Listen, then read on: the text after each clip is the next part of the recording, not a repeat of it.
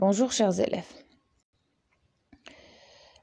Aujourd'hui, je vais voir avec vous comme explication et comme détail de la leçon qu'on a déjà vue des compléments d'objet.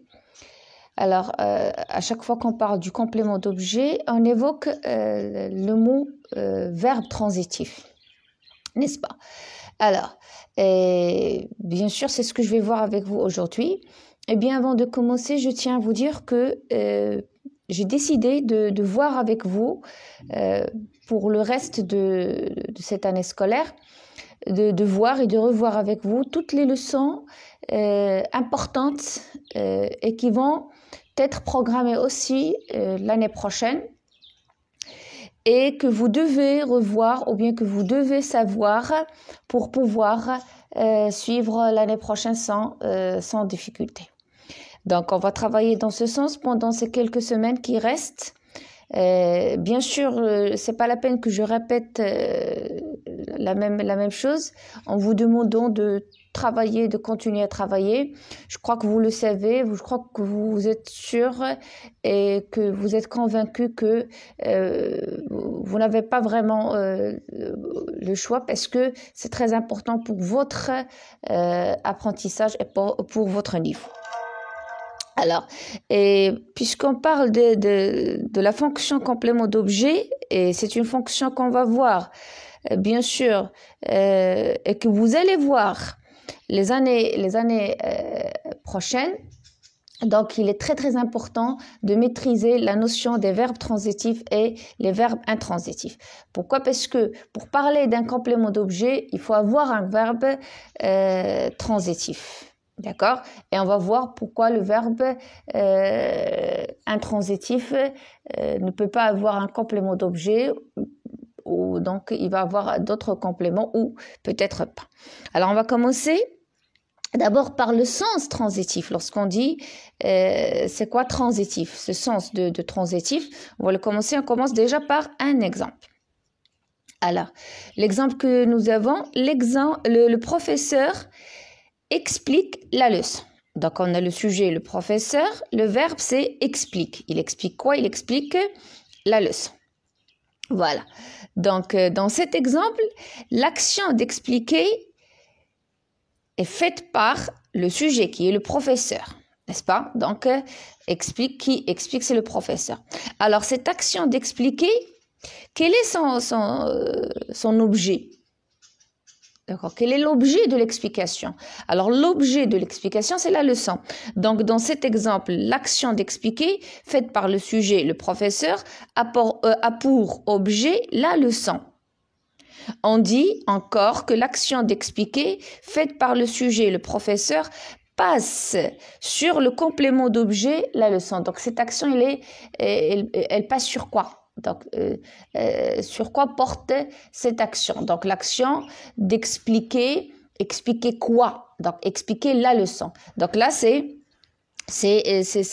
l'objet de l'action d'expliquer faite par le sujet, le professeur.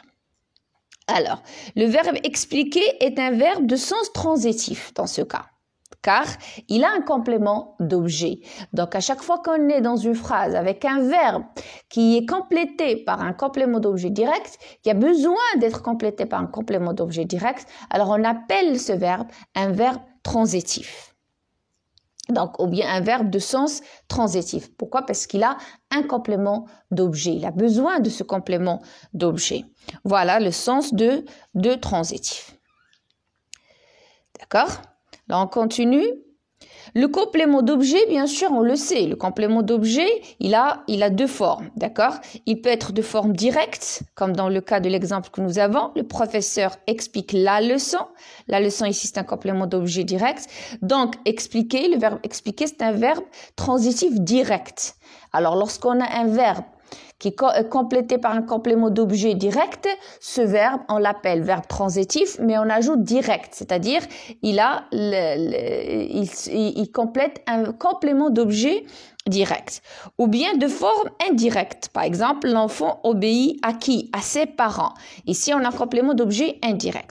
Dans ce cas, le verbe obéir est un verbe toujours transitif, bien sûr, mais il est indirect. Pourquoi? Parce qu'il est complété par un complément d'objet indirect. Donc, les verbes transitifs, ou bien un verbe transitif, ça c'est la conclusion. Donc, un verbe transitif admet toujours un complément d'objet. Donc, pour dire verbe transitif, on a toujours un complément d'objet qui va suivre. D'accord? Si le complément d'objet est direct, le verbe est transitif direct. Si le complément d'objet est indirect, le verbe est transitif indirect. C'est clair? D'accord, on continue. Voilà.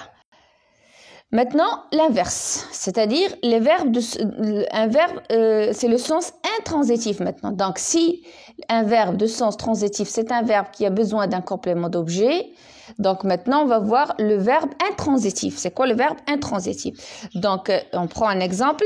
Par exemple, le poisson nage. Vous voyez ici, le poisson nage. Donc, on a une phrase complète. Le verbe nager n'a pas besoin d'un complément d'objet. Donc, il peut donner tout seul son sens dans la phrase. Il n'a pas besoin d'être complété pour avoir le sens. C'est pas comme le cas dans expliquer dans l'exemple précédent. Donc, expliquer quoi. Mais ici, on peut pas dire nager quoi, nager qui. Donc ici, c'est un verbe qui a donné un sens complet tout seul. Alors, dans cet exemple, l'action de nager faite par le sujet, le poisson, n'a pas d'objet. Donc, elle ne porte sur rien. C'est pas comme tout à l'heure dans la phrase, le professeur explique la leçon. Donc, l'action d'expliquer porte sur la leçon. Ici, l'action de nager ne porte sur rien. Elle ne s'exerce sur rien. Donc, le verbe nager suffit à exprimer l'action faite par le sujet. Donc, tout seul, il peut exprimer l'action faite par le sujet sans qu'il soit complété par un complément d'objet direct ou indirect. Donc, il s'emploie sans complément d'objet direct ou complément d'objet indirect. Dans ce cas, le verbe nager est un verbe de sens intransitif. Pourquoi? Car il n'a pas de complément d'objet, ni complément d'objet direct, ni complément d'objet indirect. Voilà, donc verbe transitif, c'est un verbe qui a besoin ou bien qui est complété par un complément d'objet direct ou indirect. Verbe intransitif, c'est un verbe qui s'emploie sans complément d'objet direct ou indirect. Donc, mais le verbe transitif, donc ça c'est, notez bien ça, donc le verbe intransitif peut avoir des compléments circonstanciels, pas de problème. Comme le verbe transitif. Dans le verbe transitif, on peut avoir dans la phrase un complément circonstanciel. D'accord? Les verbes intransitifs aussi peuvent avoir des compléments circonstanciels pour compléter le sens de la phrase, pour compléter le sens de l'action. Mais la phrase reste toujours correcte si on n'ajoute pas ces compléments circonstanciels. D'accord? Tout à l'heure, on a dit le poisson nage. C'était correct, c'était complet. On avait une phrase avec un sens. Et lorsqu'on dit le poisson nage dans le bocal ou bien dans son bocal, là aussi, on a un sens, mais un sens plus détaillé tout simplement parce qu'on a ajouté une information sur le lieu à travers ce complément circonstanciel de lieu. D'accord? Alors, voilà. Donc, conclusion, un verbe intransitif n'a jamais de complément d'objet, ni direct, ni indirect. Donc, le verbe intransitif peut avoir des compléments circonstanciels sans problème. Mais des compléments circonstanciels, ils ne sont pas obligatoires. Ils ne le complètent pas. Il ajoute une précision, il ajoute une information au sens complet et au sens général de la phrase, ou bien il ajoute une information sur l'action. Alors, remarque. Là, une remarque très importante à noter. Laquelle certains verbes sont tantôt transitifs, tantôt intransitifs. C'est-à-dire, cela dépend de la phrase et du sens de la phrase. Donc, des fois, je peux trouver un verbe qui est transitif. Pourquoi? Parce qu'il était obligé d'être complété par un complément d'objet. Mais le même verbe, on peut le trouver dans une autre phrase, dans un autre contexte, mais qui n'a pas de complément d'objet. D'accord? On va voir. J'écris une lettre. Voilà. Lorsque je dis j'écris une lettre, c'est vrai, j'écris quoi? Mais en disant j'écris une lettre, donc on ajoute une information avec le verbe l'action d'écrire ici porte sur une lettre. Dans ce cas, une lettre est un complément d'objet direct. Donc, le verbe écrire est un verbe transitif direct. Mais je peux dire j'écris, il n'y a pas, donc j'écris et j'arrête, point. J'écris. Maman me dit qu'est-ce que tu fais? Je lui dis j'écris. Donc, en disant j'écris, c'est clair, c'est correct. D'accord? On n'avait pas vraiment besoin de préciser écrire quoi. D'accord? Dans ce cas, il n'y a pas le complément d'objet. Donc, dans ce cas, le verbe écrire, dans ce sens, est intransitif. Que fait ton frère? Il écrit. Donc, il écrit. Donc, voilà, verbe écrire ici est intransitif. Donc, en l'employant seul, on a un sens. Que fait ta sœur? Elle écrit un poème. Donc, on a ajouté un complément d'objet direct. Donc, dans ce cas, il devient transitif. Donc, pour certains verbes, pour quelques verbes, donc on a cette possibilité. Ils peuvent donner tout seuls, sans être complétés par un complément d'objet direct. Ils peuvent donner un sens, mais on peut ajouter un complément d'objet et avoir aussi un sens. Donc, ils sont en même temps, des fois ils sont transitifs, des fois ils sont intransitifs. Donc, tantôt ils sont transitifs, tantôt ils sont intransitifs. Un autre exemple, il songe à son fils. Donc, il songe à quoi? Donc, ici, c'est pas complément d'objet direct, c'est seulement une faute de frappe. Il est indirect, donc complément d'objet indirect. C'est déjà dit dans le verbe. Donc, le verbe songer est transitif indirect. Ici, seulement une faute de frappe. Faites attention. C'est C-O-I. Il fallait écrire I à la place de D. Donc, le verbe songer ici est transitif indirect. Pourquoi? Parce qu'on a ajouté un complément d'objet indirect. Alors, il songe. En disant il songe, donc, il n'y a pas de complément d'objet. Donc, le verbe songer est intransitif. La même chose avec je rentre quoi? Je rentre quoi? Je rentre ma bicyclette. Donc, bicyclette, c'est un complément d'objet direct. Dans ce cas, le verbe rentrer est un verbe transitif direct. Mais je rentre chez moi. Là, le verbe rentrer n'a pas besoin d'un complément d'objet direct. Il n'est pas complété par un complément d'objet direct. Bien au contraire, il est complété par un complément circonstanciel de lieu. Je rentre où? Chez moi. Donc, dans ce cas, le verbe rentrer est intransitif. Vous voyez, donc il y a des verbes qui peuvent être transitifs et intransitifs en même temps. Alors, on a aussi les verbes d'état. Donc, ou bien on a un verbe transitif qui a besoin d'être complété par un complément d'objet direct ou un verbe intransitif.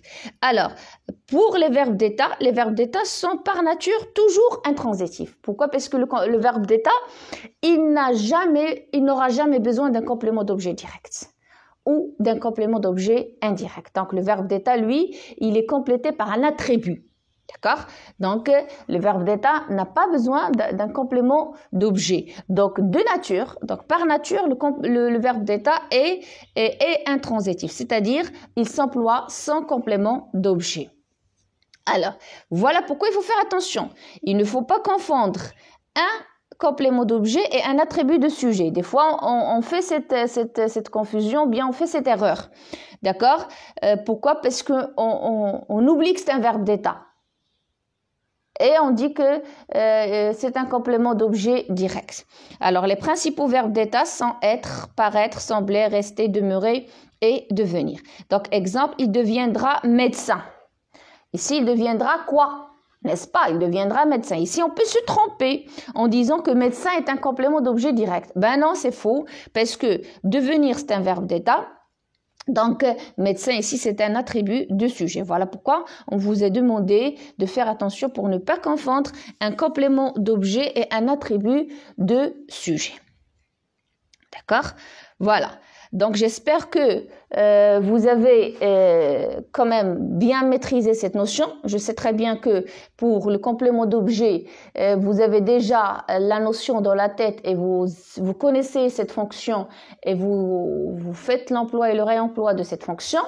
Alors, j'ai voulu tout simplement ajouter ce petit détail qui accompagne le complément d'objet, la fonction complément d'objet. Bien sûr, on a aussi précisé avec le verbe d'état une autre fonction qui est la fonction attribut, et avec le verbe intransitif, la fonction complément circonstanciel. Donc, voilà, et le verbe est très important de savoir si le verbe est transitif ou intransitif. Pourquoi? Parce que ça permet de savoir quelle fonction va le suivre, va l'accompagner. D'accord? Donc voilà, je crois que c'est tout pour cette vidéo, mais n'oubliez pas que je vais vous envoyer vraiment plusieurs vidéos dans ce sens, c'est-à-dire en se basant et en essayant de revoir des leçons qui seront vraiment importantes et qui seront encore une fois programmées l'année prochaine. Donc je vous dis au revoir, bon courage et merci pour votre attention.